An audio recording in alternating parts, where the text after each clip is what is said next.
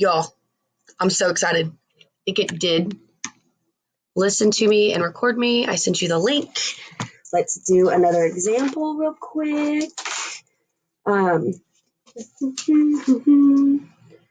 Let's say they wanted us to multiply 3 fractions together, which they could. And on the homework, it may be larger numbers than I use, but the process is still the same.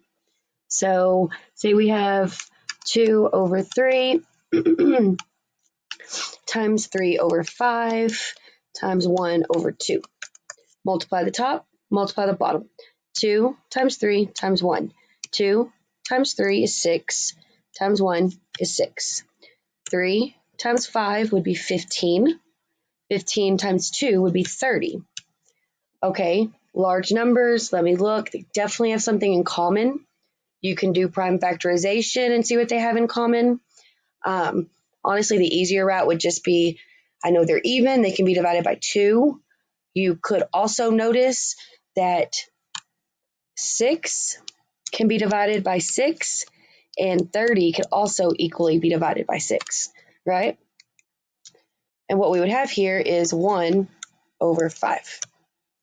Now, I want to show y'all a shortcut. You do not have to use this shortcut, but if the numbers are large, if they're 12, 13, 11, 9, 15, whatever, you can do the shortcut. There's actually a way, I'm rewriting the problem for you. This is called reducing, right? You're reducing it, well, this is actually the reduction. The 1 over 5 is your final complete reduced answer, right? But you can actually do your reducing first, and then you already have an answer that's reduced. Now, there's rules, and you have to make sure you follow them, and this is the rule. The rule is if there is something on the top and something on the bottom, any top, any bottom, that have common factors, they can reduce each other. Honestly, if they're the exact same number, they definitely can reduce each other, right? So if you look, this 3 on the numerator in the middle fraction and the 3 in the denominator on the first fraction, those are the exact same number. Those can both be divided by 3 and you get the number 1, right? You just have to make sure that whatever you do to the top, you do to the bottom, and you have to make sure it's done in pairs, and you have to make sure that, honestly, just that one's on the top and one's on the bottom, okay? These 2's can be divided by 2, and they become 1. Excuse me. Now, I'm going to rewrite it because it gets really messy. First fraction, 1 over 1, times second fraction, 1 over 5, times third fraction, 1 over 1. Y'all, 1 times 1 times 1 is 1. 1 times 5 times 1 is 5. Do you notice that both of these are the exact same answer, and I just went about them a little differently? This first attempt, I did the reducing at the end, and then the second attempt, I did the reducing at the very beginning. It's honestly your preference. Both of them are correct as long as you get the correct answer. Okay, so I'm going to go ahead and also make this my 2.7 video, which was dividing fractions, okay? Super important. You cannot divide fractions. I know that sounds funny. I want you to divide fractions, but you can't divide fractions. So there's a thing that you can do that allows you to, quote unquote, divide the fractions. And what that thing is keep the first fraction. And what I mean by that is keep it the same. Keep it unchanged. Don't do anything to it. Change. I keep hitting a button, sorry. The sign. That'll make more sense when we do an example. And then flip to second fraction.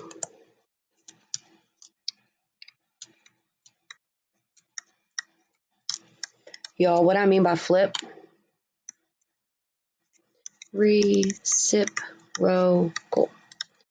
is we're going to use the reciprocal of the second fraction.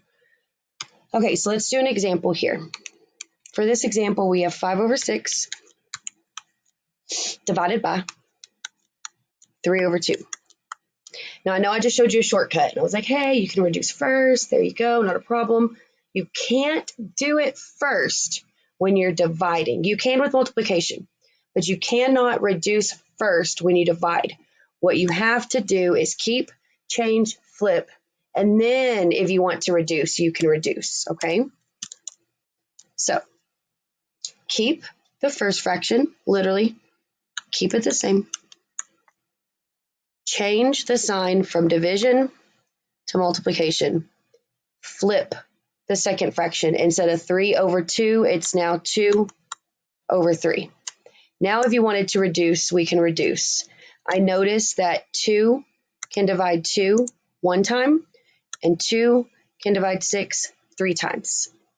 I'm going to rewrite this, y'all, okay? 5 over 3 times 1 over 3. Hey, so she told me I could reduce fractions, right?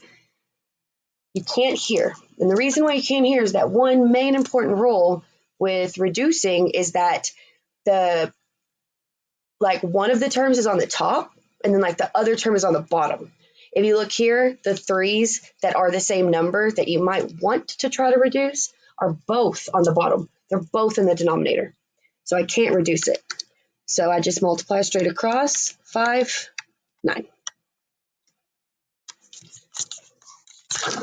Ooh, sorry, I just dropped stuff. Okay. That was actually the only example I had for dividing fractions, unless I lost one of my problems. It's actually 10:43 right now, and I need to walk to my next class. So I'm going to share this video since I was able to do a multiplication example with 3 fractions, and because I was able to do at least one example with keeping, changing, and flipping. If you need more examples, let me know. I'd like to move on to the next section whenever I get back, but I will always record whatever videos you need me to, okay? Thanks, y'all. Bye.